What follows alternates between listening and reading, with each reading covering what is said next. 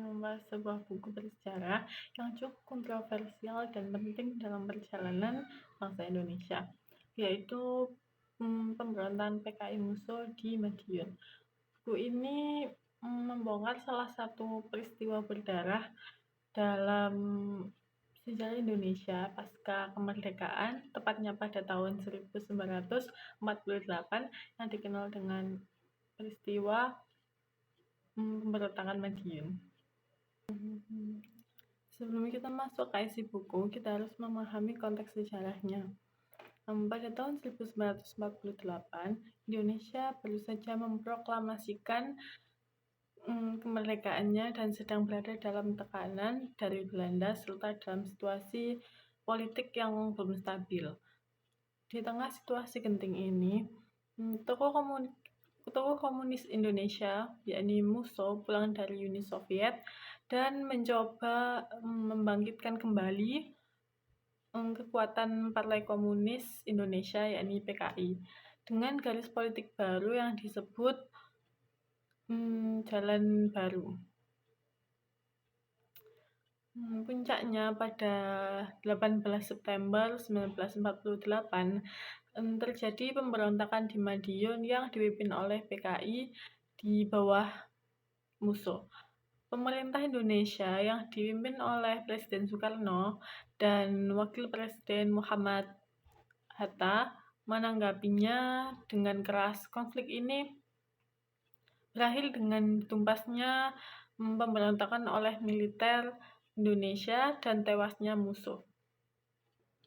Telah kalian bayangkan, hanya 3 tahun setelah Indonesia merdeka, bangsa ini harus menghadapi ancaman pemberontakan dari dalam negeri sendiri. Inilah hal yang diceritakan dalam buku Pemberontakan PKI Musso di Madiun, karya Rahmat Susatyo.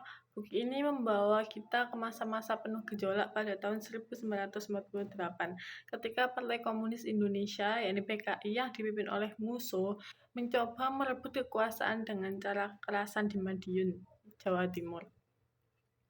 Jauh sebelum peristiwa itu terjadi, saat ideologi komunisme mulai masuk ke Indonesia pada awal abad ke-20 dibawa oleh seorang Belanda bernama Sneevliet, dari sanalah benih-benih PKI mulai tumbuh, berkembang melalui organisasi seperti ISDV dan Sarekat Islam Merah. Meski sempat dilarang dan dihancurkan oleh Belanda setelah pemberontakan tahun 1926, PKI perlahan bangkit kembali. Musso, salah satu tokohnya yang sempat menetap di Uni Soviet, kemudian kembali ke Indonesia dengan misi besar, yakni menghidupkan kembali semangat revolusi komunis. Saat Musso datang, Indonesia sedang tidak stabil.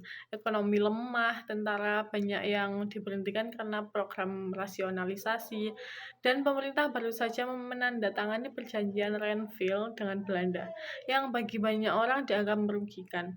Musso melihat celah ini sebagai peluang. Bersama Amir Syarifuddin, tokoh sosial yang kecewa karena kehilangan jabatan Menteri Pertahanan mereka membentuk Front Demokrasi Rakyat atau FDR. Organisasi ini mempersatukan kelompok-kelompok kiri, buruh, tani, dan sebagian laskar rakyat yang kecewa pada pemerintah. Musso dan kawan-kawan mulai berkeliling ke berbagai kota dari Yogyakarta, Surakarta, hingga Kediri, menyebarkan ide-ide revolusi dan mengajak rakyat mendukung perjuangan komunis. Mereka menebar propaganda melalui koran, pidato, dan pertemuan-pertemuan. Puncaknya pada tanggal 18 September 1948, mereka melakukan kudeta lokal di Madiun. Pemerintah setempat ditangkap, beberapa bahkan dibunuh, dan mereka mendirikan pemerintahan tandingan ala Soviet. Namun langkah mereka tidak berjalan sesuai harapan. Pemerintah pusat di bawah Presiden Soekarno dengan tegas menyatakan bahwa tindakan Musso dan PKI adalah pemberontakan terhadap negara. TNI segera dikerahkan untuk menumpas gerakan tersebut. Dalam waktu kurang dari 2 minggu, pemberontakan berhasil dipadamkan. Musso tewas ditembak saat melarikan diri, sementara Amir Syarifuddin ditangkap dan akhirnya dihukum mati. Kisah ini bukan hanya soal kegagalan sebuah pemberontakan.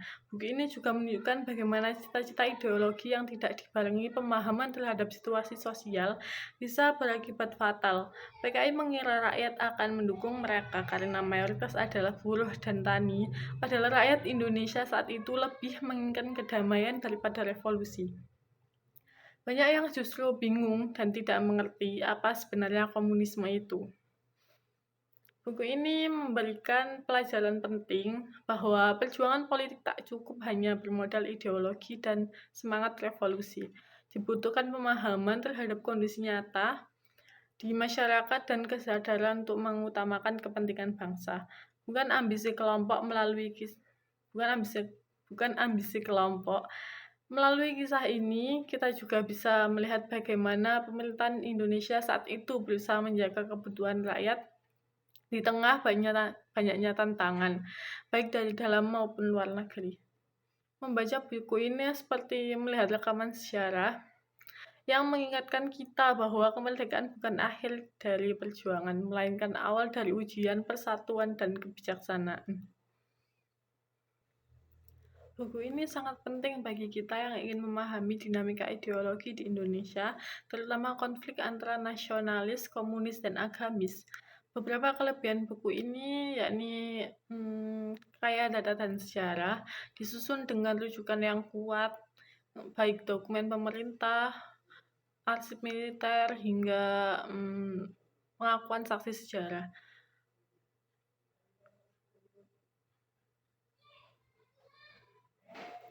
Namun ada juga beberapa catatan kritis, yakni narasi yang cenderung hitam putih dalam beberapa versi buku ini. PKI digambarkan sangat jahat dan pemerintah sangat benar, tanpa nuansa kompleksitas konflik ideologi saat itu. Kurang menggali aspek sosial, bagaimana reaksi rakyat Madiun, apakah mereka mendukung, netral, atau terpaksa terlibat. Ini kadang kurang tergambar. Secara keseluruhan, pemberontakan PKI Musuh di Madiun adalah buku sejarah yang penting dibaca untuk memahami dinamika politik pasca kemerdekaan Indonesia. Meski perlu dibaca dengan sikap kritis, buku ini memberi pelajaran tentang pentingnya menjaga persatuan dalam keragaman ideologi. Sekian yang bisa saya sampaikan tentang review buku ini. Terima kasih telah menonton video saya. Wassalamualaikum warahmatullahi wabarakatuh.